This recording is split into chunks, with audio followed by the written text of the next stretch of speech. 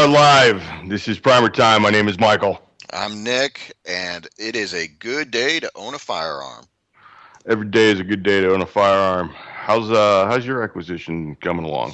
It's coming along well. I actually received the Magic parts package in the mail, and today I had the pleasure of opening a box that had a fire control group with the hammer spring and the trigger, and then also went to a local gun store and picked up some additional parts. I picked up a collapsible buttstock and a trigger guard. So shortly after the show ends tonight, I will have a completed and ready to go lower.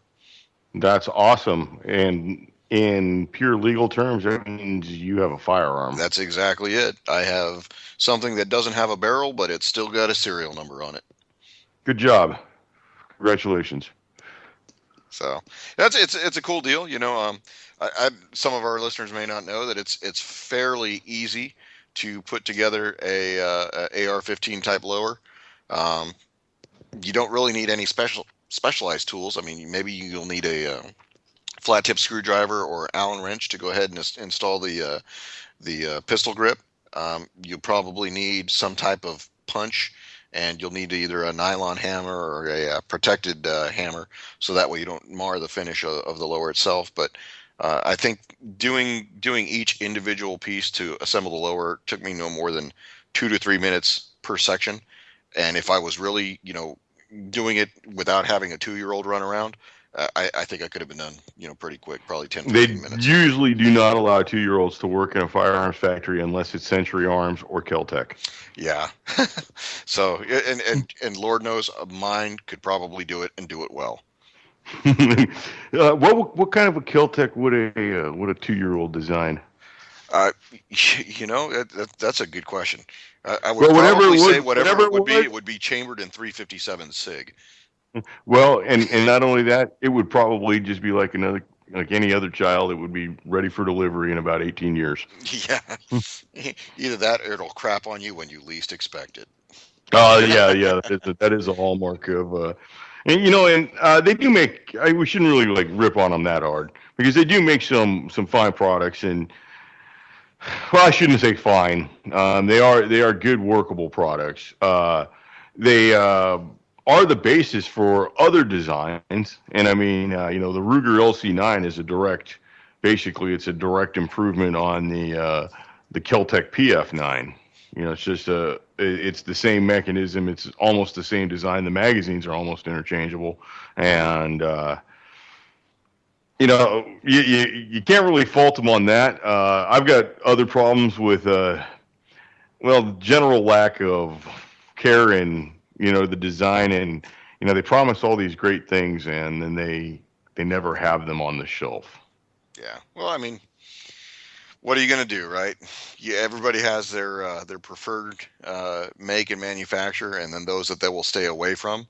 And I'm the kind of guy that will steer clear of anything that has a bull on it. So. Yeah, little bit of Taurus information. I'm thinking that anything they make in 38 is usually a quality item, and the copies of the Beretta series of pistols are usually pretty good items.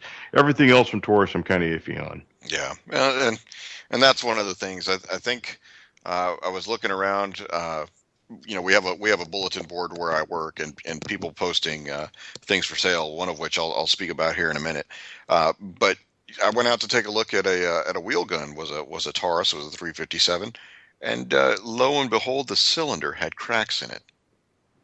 Really? Yeah. Like stress cracks, or yeah, I'm guessing they were leading out from the center of the cylinder out towards the edge of where the bullets rest in the chamber. So, yeah.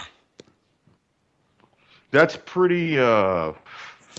That's pretty freaky.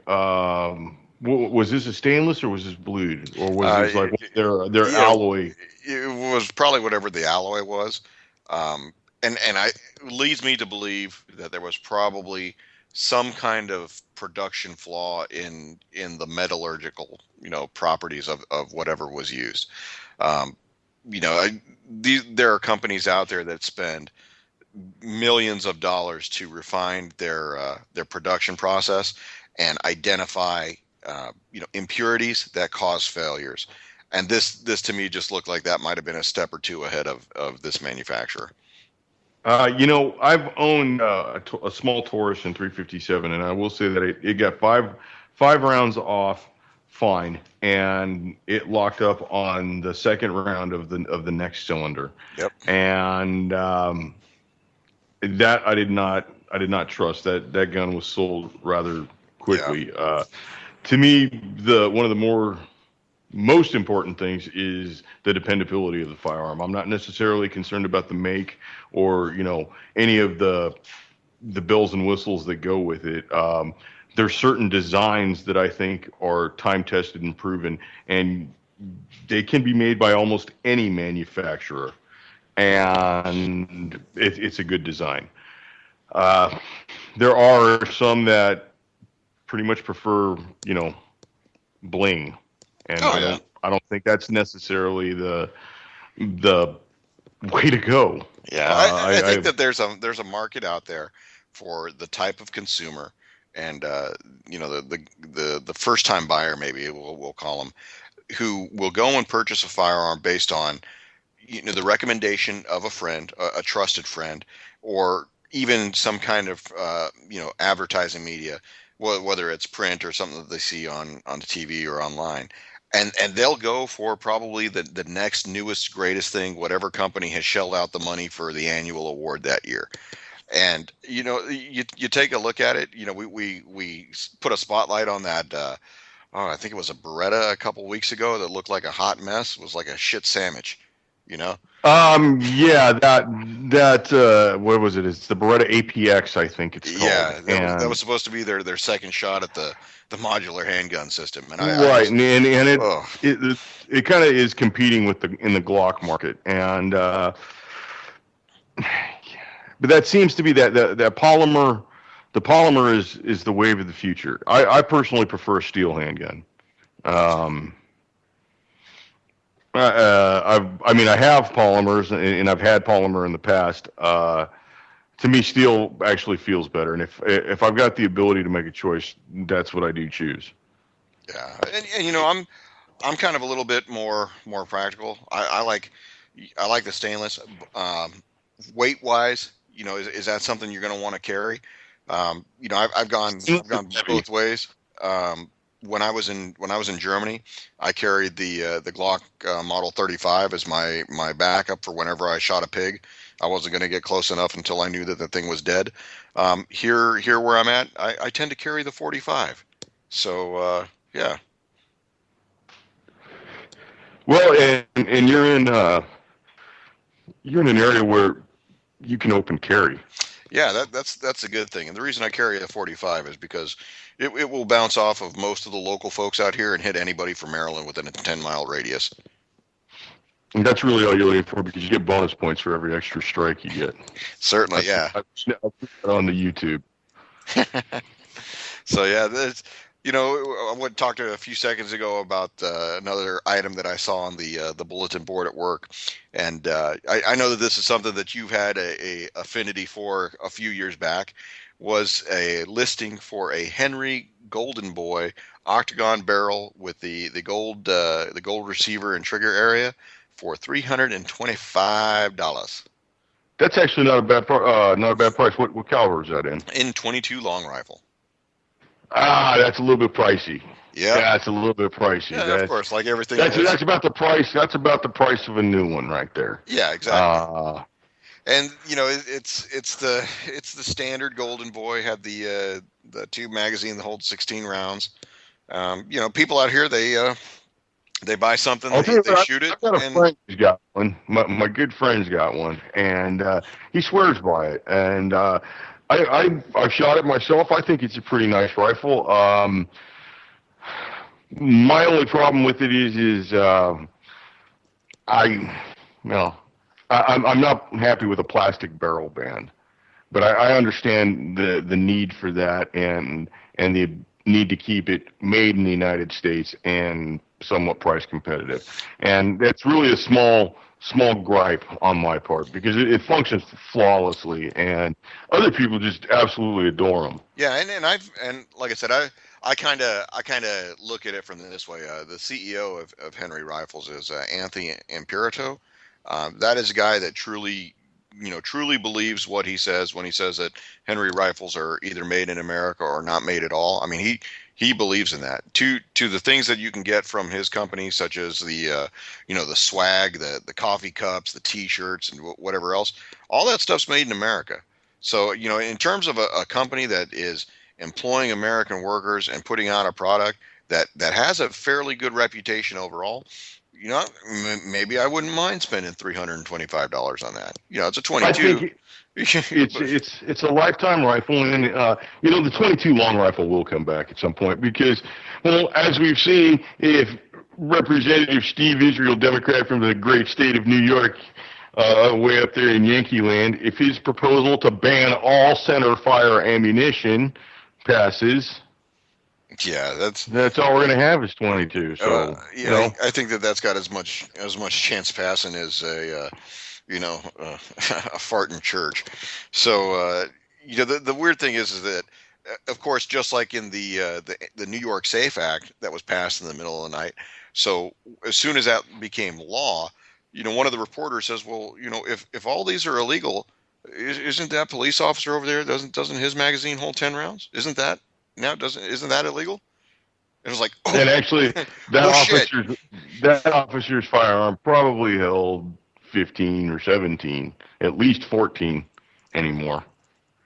You Yeah. know, Yeah. Well, like I said, and I these think, aren't magazines or anything. These are what the weapon comes out of the box with when you purchase it, yeah, except in the state and of it usually California. comes with two of them, except in California, yeah, Yeah. or When I Illinois. purchased that Glock 35, they actually had to take the 15 round magazines out of the hard case and substitute them for 10 rounders. I Uh, I and kid you not. I'll tell you what, that dealer made so much money out the back door with those Glock Oh magazines. yeah, because at that time he could have sold them online. And no, he probably sold them to people local because you got yours in Hawaii. Is that correct? No, no, I got it in California, and I got it from a law enforcement exclusive dealer. They dealt with military and law enforcement exclusively. Oh yeah, he still probably sold the magazines on the side. Yeah, I agree. Yeah. So, but that's one of the things that I wanted to talk about is what are you seeing in terms of accessories for things that take magazines, vice something with an internal magazine. So, for a while there during the scare, you had the polymer magazines that were, God, they were almost up to $50 a magazine in some spots. Magazines were crazy during the scare, and magazines are always something that go crazy during the scare. And I'm going to date myself, but I truly remember the uh, magazine ban in '94 that came about, and I owned a Glock at that time, and I had two 15-round magazines for it, and I hadn't purchased any extras for it. And then the magazine ban came in, and I was one of the people that rushed to go get one. And I got an off-brand Glock magazine, which at that time, off-brand magazines for Glocks were not reliable. I mean, now there are off-brand Glock magazines that are completely reliable. Like, I don't know, people like to talk trash about those Korean KCI magazines, but they work. Yeah. They work perfectly fine. Well, and And then they're that's the just thing that you'll see nowadays is now everybody wants the latest digital camo pattern that they can go ahead and put on their polymer magazine. And I'm starting to see the prices on steel mags drop to between $8 to $5 a piece. man, buy those up because when I bought one magazine for that Glock, and it was $150, and it was some off-brand. It didn't drop free. All the Glock magazines drop free when they're empty, Oh yeah. and this thing didn't drop free. It was a 15-round magazine, and I could really only put like 13 in it, Yeah. and to make it work reliably, Yeah, it was. that's one of the problems with Glock magazines is that's why they give you that little that little bullet pusher Well, it's not necessarily the bullet pusher, and it wasn't like difficult to put it in. It was that if you loaded the magazine to the 15 round capacity, it wouldn't feed right. It seemed to bulge because there was no steel liner inside the polymer magazine. Because the Glock magazine is not just a solid hunk of polymer; it's got steel inside it, Yeah. and stiffen it. And this magazine didn't, and really could only put like 13 in it and make it like somewhat work. Well, yeah, Uh, we've had that problem in government issued M4s and M16s back in the day. Sometimes if you fully loaded it with 30 rounds of 5.56 ammo, you may only get to shoot about 26, 27. Sometimes stuff gets stuck. Well, and that's the thing right now. So if I'm going to answer your question, what am I looking for accessory wise? Magazines. Yeah. I would be looking for magazines if I was offering any advice right now. The accessories you need for your firearm, if it's a handgun or a pistol of some sort, you need a quality holster, not that nylon Uncle Mike's $9.99 from the big box. You need magazines, you need ammunition, and if you're feeling really, really froggy, maybe you should get a range pass. Yeah, if you can get That's somewhere that what you need. has a range nearby. That's what you need. I think anything else is you're just buying toys. Yeah. And I mean that truly from the bottom of my heart. I think I'm not trying to be an alarmist, but money is changing, and at some point, some items are going to become not necessarily impossible to get because they're not available. It's just that they may be priced out of your range. So I would say, well, the getting's good. Get magazines. Yeah. I would say get a lot of magazines. And that goes for the. I would say also that goes for some of the other type of bolt action rifles that take the detachable box magazines. That's one of the ones that I think that people, as they get to you talk some of the Browning X bolt line, those magazines are not cheap. It's not that they're going to be hard to come by. I think that those are almost like a cost prohibitive item. Well, but that's not something necessarily for the X bolt. That's not something that you need to have 10, 15 magazines sitting around for. But if you've got, let's say, a Ruger P85 and you've got 2 magazines for it, well, those are priced right. Those come out to be about below $25 usually. There's really no reason why you shouldn't have, maybe 4 or 5 of them things. Right. Well, and I think that for the 1X bolt that I have, I think you picked up a couple magazines for me when I couldn't get them in Europe, and I think I've got 3 or 4 that Heckler and Koch that I have. I made sure that I picked up 4 of the 10-round magazines, and if that's going to be something that if I learn how to do some metal stamping, those are going to be some magazines that I make on my own. That's an interesting concept. I don't think I have the metal bending skills. I mean, I guess I could at this point to make something that would be on quality par with like a Mech-Gar. But I mean, like if you look at say something like the Luty BSP, and that's spelled Luty B Bravo Sierra Papa BSP. That's a home built DIY firearm. Yeah. And the magazine for that is actually fairly simple. And I mean, that's something I encourage people to take a look at. Yeah, I think that when it comes to being able to get something that's functional, yet I wouldn't say it's going to break the bank. What's your take on the Bond Arms? You see the ad for Bond Arms in almost every outdoor fishing magazine or hunting magazine. I think Bond Arms is totally expensive. Okay. I think they're high quality. They are made in the state of Texas. Let me describe them real quick. They're Derringers, usually big bore Derringers, and they have interchangeable barrels, and they range anywhere from a 380 to 4570. The long, the big, long, heavy buffalo killing bullet. It's it's seriously potent.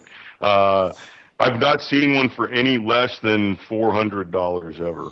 Yeah. Um, it's well, it is a Derringer. It is quite large. It's heavy. If you were to like put on a pair of shorts and no belt or anything, drop it in your pocket, you may find it to be It's gonna a little. bang your knees a little bit, huh?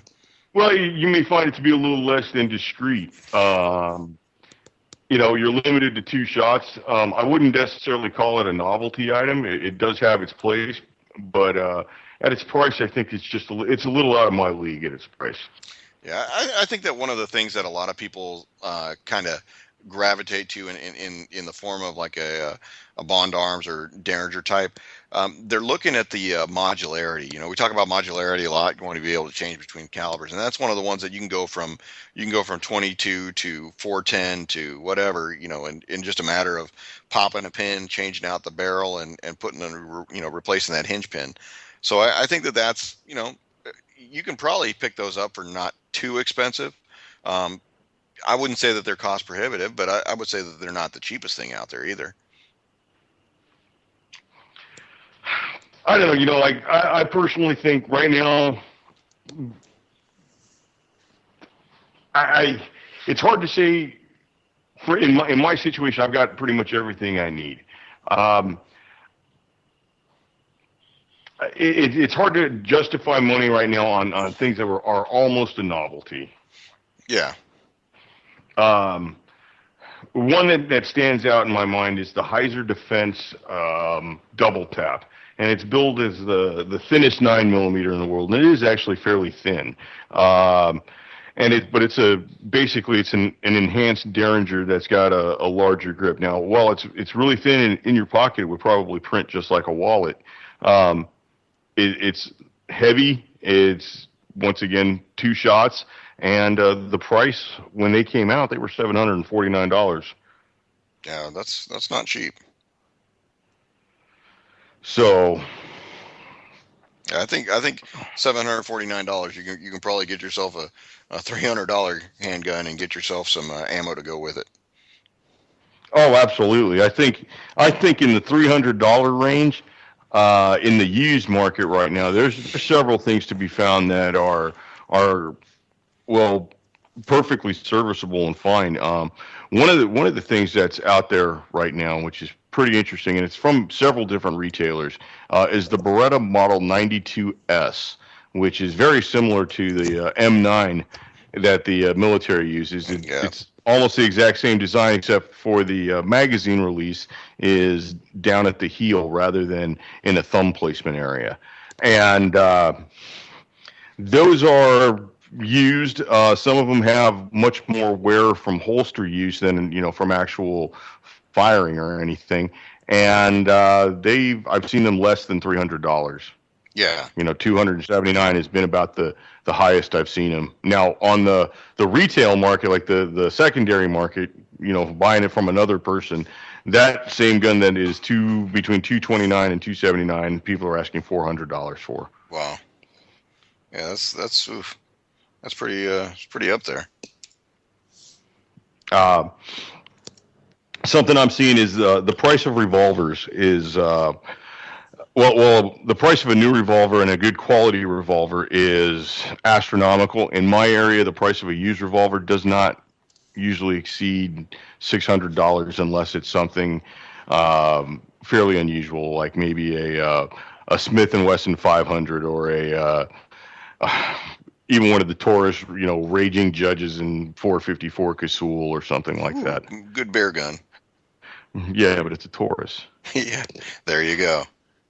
There you go. I mean, I'm sorry, but Yeah. there's been too many times, and I mean, I've had them fail on me, so I can't necessarily give Taurus a 100% rating. I mean, there are things that they make that are perfectly serviceable, but I think you got to stick within a couple calibers and a couple models in Taurus. I don't think they can do the other ones correctly yet. Yeah, and that's one of the reasons why I think if you're gonna get into the handgun arena, you're gonna definitely want to stick within a couple calibers, something that's widely available in terms of ammunition, and then also that has a proven track record in terms of reliability of the weapon.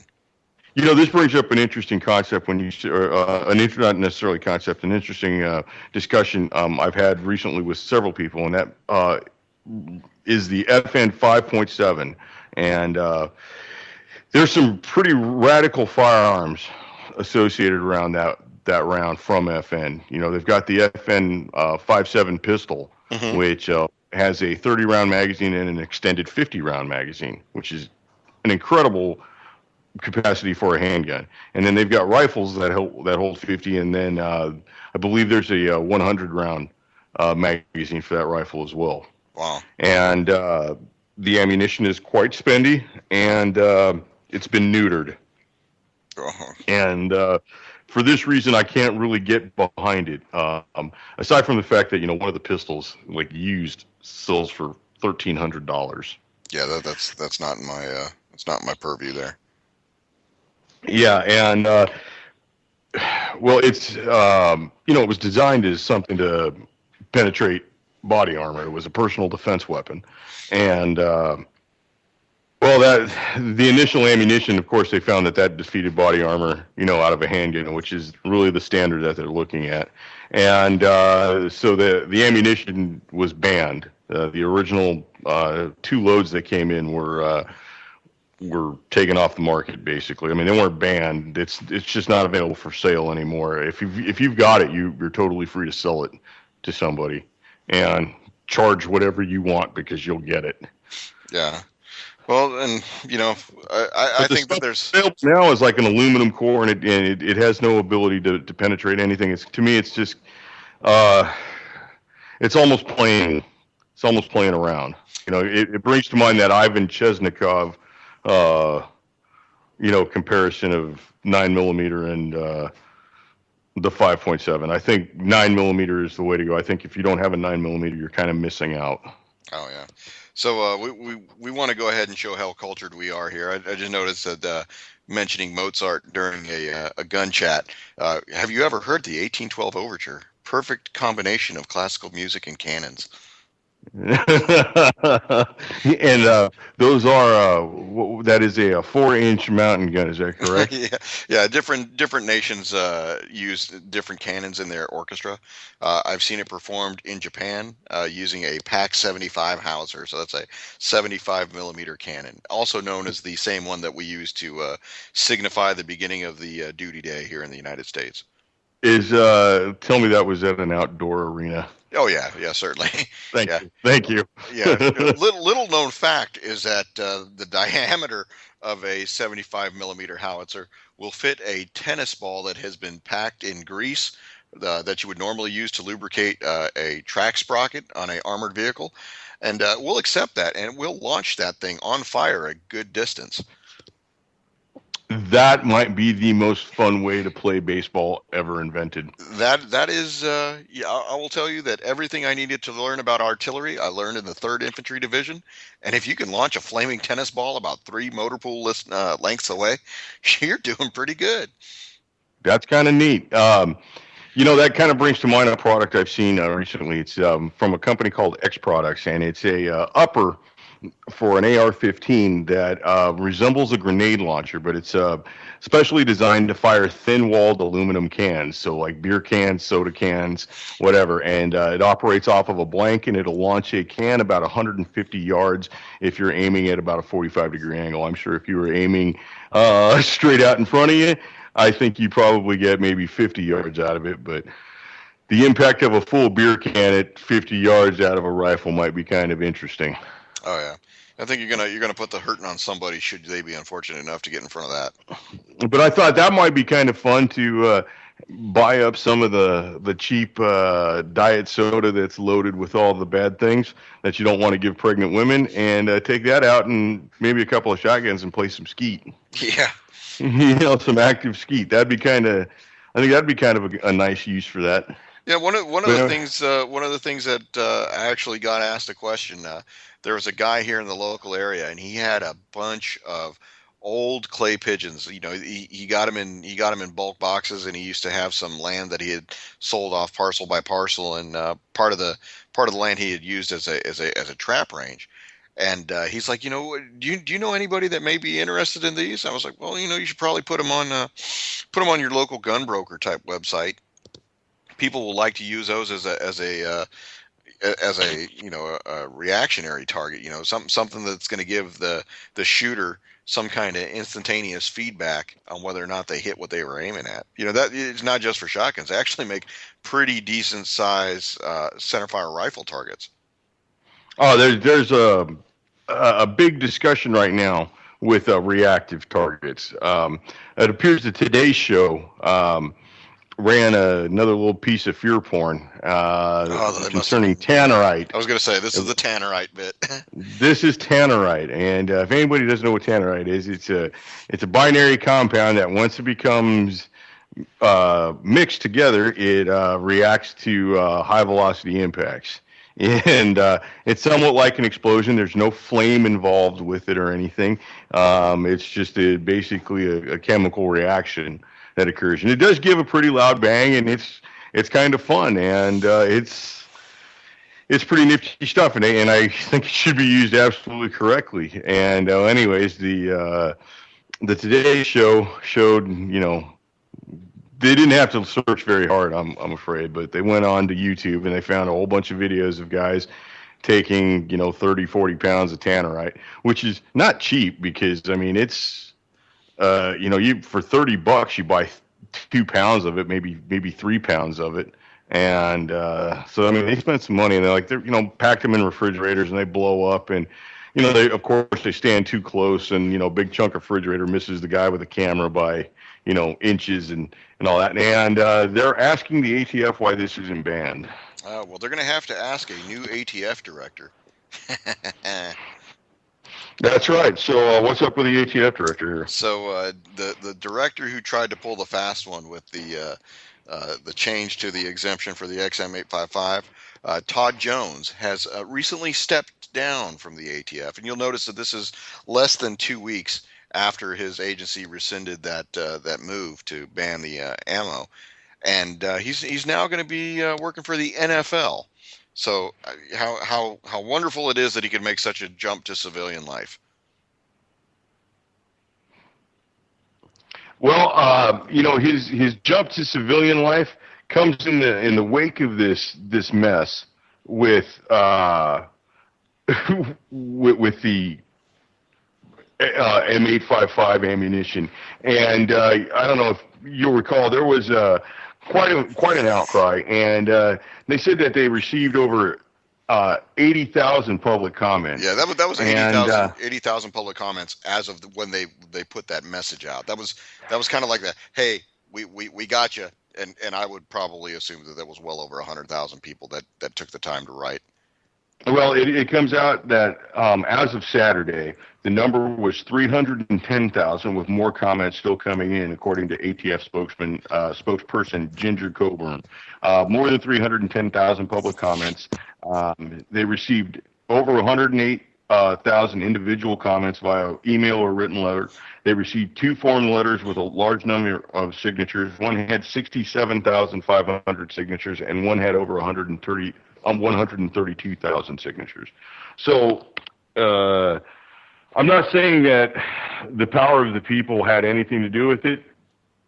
It had everything to do with it. Yeah, certainly, and that's one of the situations where I look at it and say, you know what, the system as it's designed isn't perfect, but maybe it worked this time. Well, but it hasn't yet, because the issue isn't dead. No, the issue is not going to be dead, and I think that this is one of the true no compromise type situations. This is an issue where anybody that's involved in the shooting sports cannot compromise. Whether you do it for sport or whether you do it for personal protection, whether you do it for protection of a business or your family, you cannot compromise, because the second you give up something, the forces that are out there of the Bloombergs and the take your gun crowd, they will seize every opportunity, because it's never going to be a ban straight up. It's always going to be an end run. It's going to be something that was sold to you as something and will come across as something else, and that's one of the things to me that I think here and now, as opposed to say 15, 20 years ago, information is at your fingertips. What would have probably taken a week to get information out, I mean, it's instantaneous now. So you could see those types of large scale public response or outcry when a government agency tries to do stuff like this. But it could have But easily gone the you other can way. see the outcry, but there was always the inevitable response. And I have to get back to Representative Steve Israel of the United States Congress, right? Let's speak about this ban.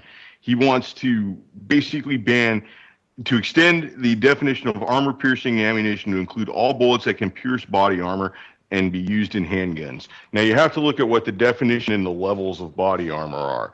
The very lowest is the NIJA level 1. That stops up to a 38. Yeah. Now, that doesn't mean that anything 38 or below can penetrate it, because honest to God, if you accelerate a gummy bear fast enough, you can push it through a bulletproof vest. Well, they're gonna ban those in New York City for being too sugary, anyways. New York is a special child. Yes, yes, it is. Uh, So, but you know, this, also, you take a look at this. This is part and parcel of what we talk about every week. There's a couple certain types of people. They come from the same political family, and they come from the same national family, and all they want to do is tell you what you can't have. And I think it's an elitist mentality.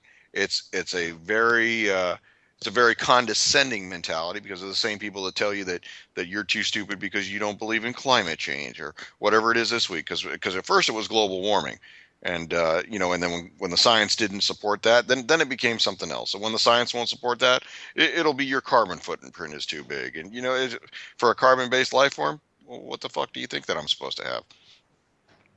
well, you're supposed to pay us or expend your carbon credits or whatever. Now, do you own grass? Because shouldn't that be like your carbon credit exchange right there? You convert carbon into oxygen at some point. Well, I feel bad for the plants that they're going to start taxing, because they're going to be converting carbon dioxide into oxygen. You know what I mean? Well, yeah, and then now you're an unlicensed manufacturer of oxygen or Yeah. something. Jesus H. Christ. And that kind of brings me up. You talk about manufacturing. Wanted to talk a little bit about reloading. Haven't spoken a whole lot about reloading. I did receive a goodie in the mailbox the other day. I got a catalog from Natchez Shooting Supply. Seems that they've revamped their website, and it was actually kind of nice to get a look at their catalog. I'm seeing a lot more ammo and a lot more calibers starting to come back into stock. And I did see that their published prices on the 5.56 rounds were down to about 40 cents a round. So I mean, I think that's great. And things like primers, powders were back in stock, and they were back in stock in quantity. I believe that some of the ammunition is back. Actually, most of the ammunition is back. 22 long rifle is still fairly pricey. It's about 10 cents, 8 cents a round. On the secondary and gun sales, gun show markets and the gun shops. If you can find it at the big box, it's almost normal price. But that's if you can find it, or you're happy with your two box limit. Um, Yeah, 5.56 again is now that's a kind of a rare commodity because people are still in a rush to buy that. I think people are kind of becoming aware that yeah, this is not going to end. And I mean, there's a recent survey that showed that less Americans own firearms now than ever before. And of course, it was a telephone survey taken in the Washington D.C. area. Oh, so let's take a look at that. Let's break this down, since we're all about science and we're all about the scientific method. So, Use the metric system on them, Nick. Use the metric system. It's amazing, because you talk to anybody who's a purveyor of fine used firearms, they'll tell you that as gun shops, they have probably processed more federal applications to purchase firearms in the last year than they have in probably the last 3 years. And they may not necessarily say that we're getting actual individual new customers, but they will tell you that those who purchase one weapon or one firearm are more likely to purchase two or three in the year. That's absolutely correct. And it seems to be that once somebody purchases their first and has an opportunity to use it, they usually purchase that second and third one rather rapidly. Rather quickly. And that's one of the things that I think it's, there's a little bit of dishonesty in the mix when it comes out to any news story that purports to give a downward trend or report on a downward trend in personal firearms ownership. The facts just do not support it. I think that they like to lump in the number of hunters that apply for state licenses. They'll say places like where I live, oh, the number of hunters is declining based on license sales. Well, never mind the fact that you have people that buy a lifetime license their second or third time buying a license. So when you buy a lifetime license, you prohibit yourself from needing to buy an additional license. But that's a small factor, but it's not taken into consideration. And I just I laugh at the people. Patrick Henry said, "Give me life, liberty, and the pursuit of more licenses." Yeah. Well, he must have been living in the District of Columbia when that happened. I think so. Yeah. So I think that when you take a look at it, firearms ownership is based on actual sales. I think it's a very healthy for the industry. I think it's actually very healthy for the average American because when you have the ability and you have the legal authority to purchase a firearm to defend yourself. I mean, you're doing what you're supposed to do because lo and behold, should the government actually provide for the common defense, I think that people think that, oh, hey, I pay taxes, I shouldn't have to defend myself, and there's an element of our society that does that. But I think I I I think firmly believe if you don't own a firearm and you don't have the ability to defend yourself, maybe you should pay an enhanced fee for your safety and the risk of society at because you can't defend yourself. so Michael, what would you say if I told you that there is already a precedence in many towns and communities across our nation for this very thing? I would say that's quite progressive. Well, there you go. So when you take a look at it, uh, drawing a parallel, look at the communities where you have to pay for fire protection services, and your fire protection services is different from any city or county taxes that you may pay or homeowners tax. I've actually lived in locales where the individual did not pay the fire protection tax, and the you know, unfortunate instance of having a fire break out in the individual's house. The fire department showed up, but only to prevent the spread of the flames going to those who were insured or had paid their fee for the service. So, we That sounds an awful lot like rural Metro in Arizona. yeah, giving a shout out to rural. Uh, yeah, wow. I mean, The when you think about it, there are towns across the nation that go ahead and put in ordinances, whether it's to get their town name on the map or in the public eye, that say, hey, if you're going to live in our community, it's a responsibility of the individual citizen to own a firearm. You know, I'm guessing that a lot of the elitist Northeast liberal types that perpetuate throughout Massachusetts, they don't move in communities into southern Georgia for that reason. well, again, the ownership of a firearm is if nothing else, it's your last best way to. Yeah, I do not comply. well, And the ability to do that's your ultimate freedom in the end. Is to say no, I'm not going down that road. I'm not getting on that bus. I'm not getting in that truck. I'm not going on that train. I'm not picking up that shovel. yeah, but see, when you take a look at it, throughout our history, and I can think most recently when we looked at interning our own American citizens who were of German and Japanese descent during World War II, also under a progressive liberal president. Um, you know, those folks didn't have the ability to stand up and say, "Hey, I'm an American citizen. What are you doing taking me away from my property and my way of life and denying me my liberty? They didn't have a method to do that. So yeah, when you on my move out to my current location, I passed through some places outside of Dallas that were relocation camps for Japanese Americans during World War II. And it's kind of sad that we're actually seeing a lot of that generation die off. But I think people need to be reminded of the fact that what, all it takes is a national emergency for a large group of our citizens to be denied their due process and to be denied their constitutional rights. And Yep, you become a terrorist or an enemy rather easily. I well, mean, very very easily. And George Bush said it absolutely the best. You're either with the terrorists or you're with us, or you're that's with us or you're with the terrorists, yeah. and that's kind of scary right there. Yeah. Well, I mean, I think that when it comes down to it, you whether you choose to comply or not to comply, I think that the important thing is that you have a choice available, and you don't have a choice available if you don't have a means to defend yourself. And I think that it'll be a scary day should the northeast of the United States ever get invaded by a foreign nation. Namely because the weather sucks this year, and you don't want to have a bunch of people from China trying to show up on in Boston Harbor, and it's like, holy shit, it's cold out here. Well, and then they're going to have mount the defense of Boston Harbor with a whole bunch of 10-round magazines. Yeah, that and a bunch of college educated folks. So that should be good. I'd like to see that happen.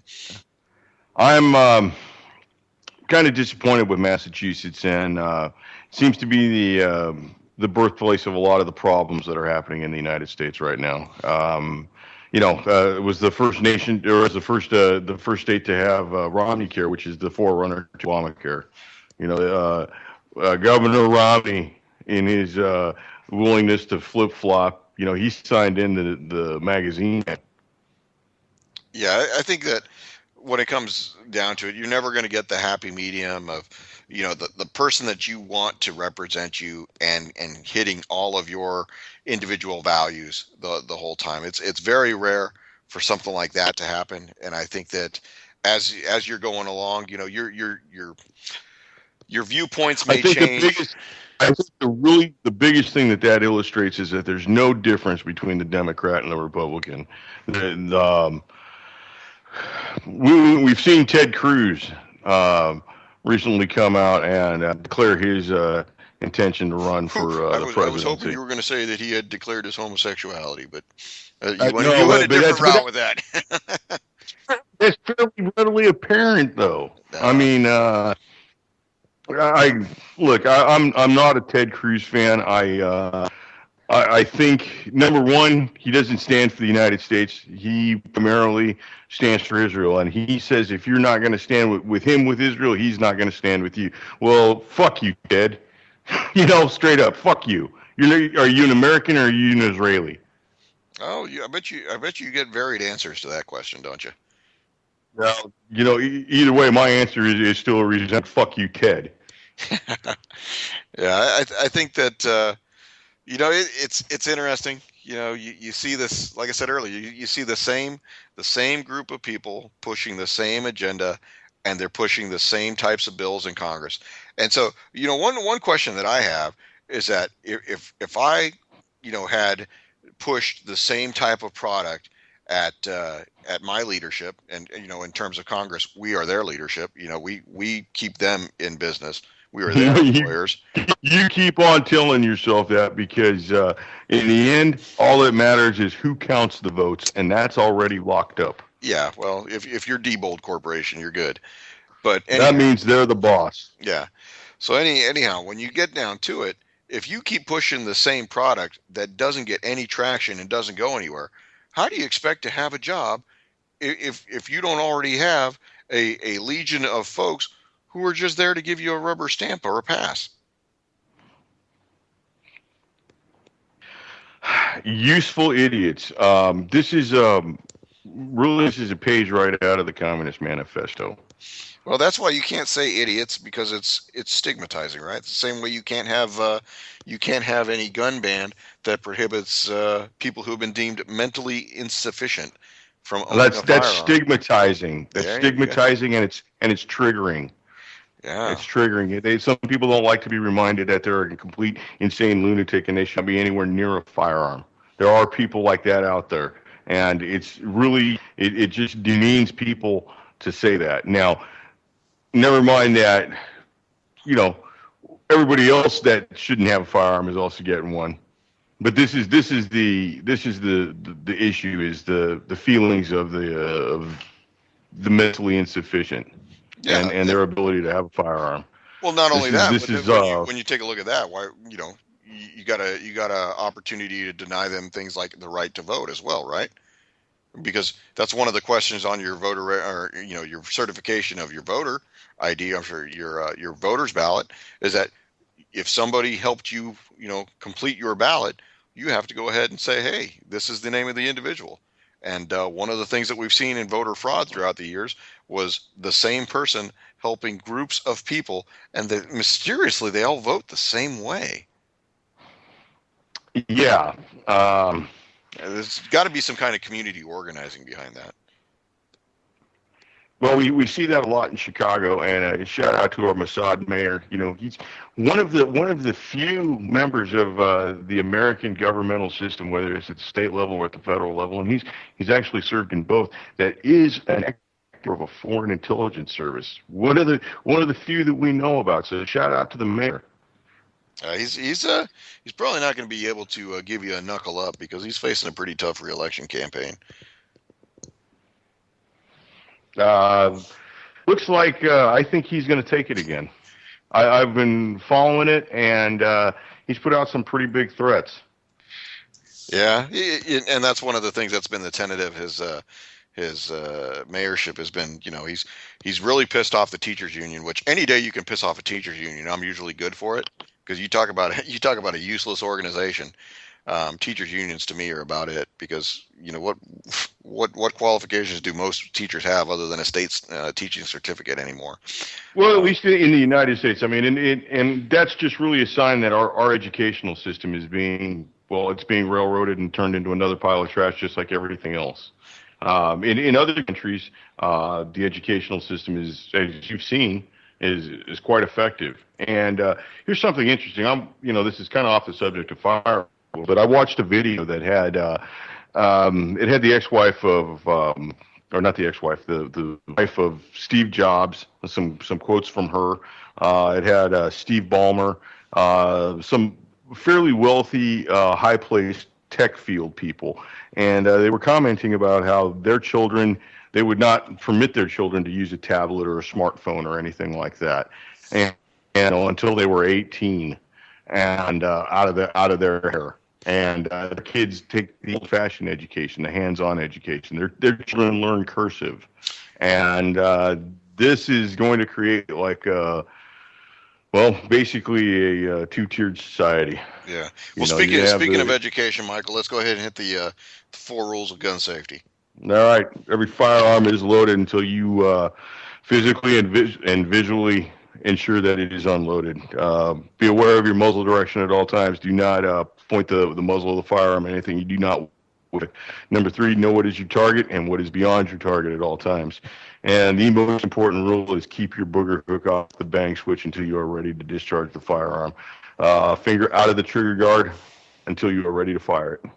Yeah, there you go. Down and dirty, just the way we like it.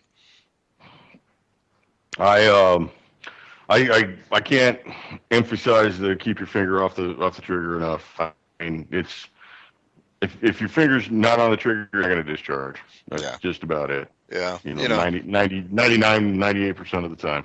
yeah. So, here we are, another, whirlwind hour of primer time, almost in the tank. I'm looking forward to probably within the next 3 weeks getting this barrel. I think here in the next maybe 10 days to 14 days, I'm going to be looking at getting a 12 to 15 inch rail system so that I can go ahead and get this thing finished without putting some stock handguards on it. What are you looking forward to do? I may be doing a show this weekend. If we can get a table, um, I might be doing that. And really, the only thing I've got my eye on still is that Sigma 38. No, keep looking, Um, keep looking. yeah, it's kind of a tough one to find right now. Yeah, I've noticed that my local gun trader, we've seemed to hit the bathtub.